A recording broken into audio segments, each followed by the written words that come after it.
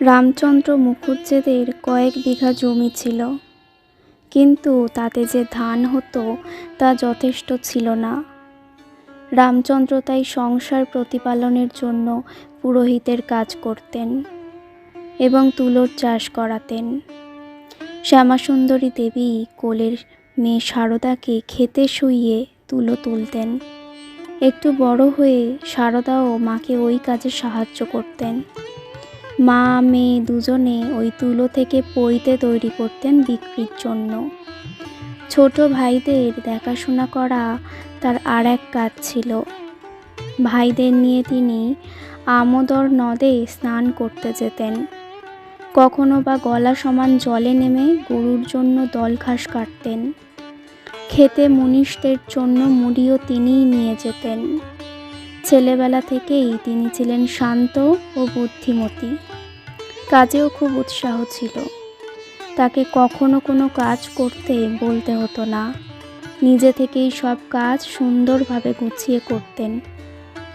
সঙ্গিনীদের সঙ্গে তিনি খেলাধুলো করতেন, কিন্তু খেলাতে তার সঙ্গে কারো ঝগড়া হতো না, বরং অন্য মেয়েরা ঝগড়া করলে তিনি এসে মিটিয়ে দিতেন। খেলার মধ্যে তার প্রিয় খেলা ছিল কালী ও লক্ষ্মী প্রতিমা গড়ে ফুল বেলপাতা দিয়ে পুজো করা। সারদা তখন 5 বছর অতিক্রম করে 6 বছরে পড়েছেন। আর ওদিকে দক্ষিণেশ্বরে কামার পুকুরের গদাধর চট্টোপাধ্যায়, ভবিষ্যতের শ্রীরামকৃষ্ণ, সাধনার তোড়ে ভেসে চলেছেন।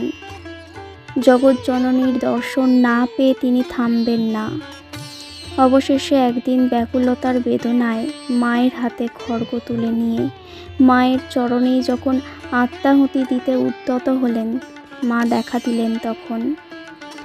এরপর থেকে জগৎজননী তার কাছে জীবন্ত হয়ে উঠলেন, আর তিনি মন্দিরের পাষাণ প্রতিমা নন, মায়ের ছেলের এক অপূর্ব দিব্যলীলা অভিনীত হয়ে চলল দক্ষিণেশ্বর মন্দিরে। আর তিনি মন্দিরের পাষাণ প্রতিমা নন, মায়ের ছেলের এক অপূর্ব দিব্যলীলা অভিনীত হয়ে চলল দক্ষিণেশ্বর মন্দিরে। যে খেলা জগৎ আর কখনো দেখেনি, কিন্তু সাধারণ লোকের পক্ষে সেই দিব্যলীলা বোঝা সম্ভব নয়। তাদের চোখে গদাধর পাগল বলে প্রতিপন্ন হলেন। গদাধরের মস্তিষ্ক বিকৃতির খবর কামারপুকুরেও এসে পৌঁছল।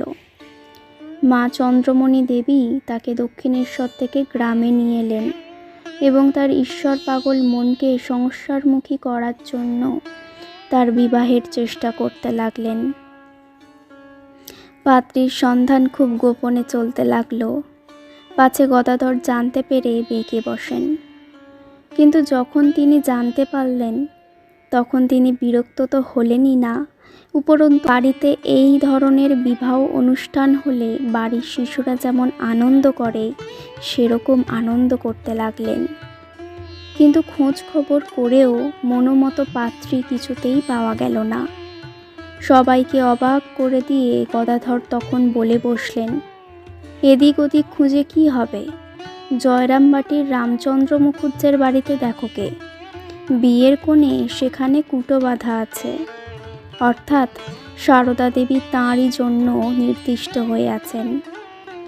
ঠিক যেভাবে গাছের কোনো ফলকে কুটো বেঁধে অন্য ফলের থেকে আলাদা করে রাখা হয় দেবতাকে নিবেদন করার জন্য।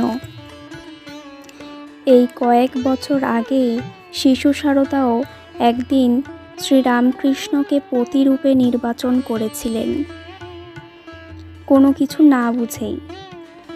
শিহর সারদা দেবীর মামার বাড়ি। শ্রীরামকৃষ্ণের ভাগ্নে হৃদয়রাম মুখোপাধ্যায়েরও বাড়ি শিহরে। গ্রামের এক ধর্মীয় সঙ্গীতানুষ্ঠানে বহু লোকের মধ্যে ঘটনাচক্রে গদাধর উপস্থিত আছেন। আবার একটু দূরে কোনো এক মহিলার কোলে শিশু সারদাও বসে আছেন।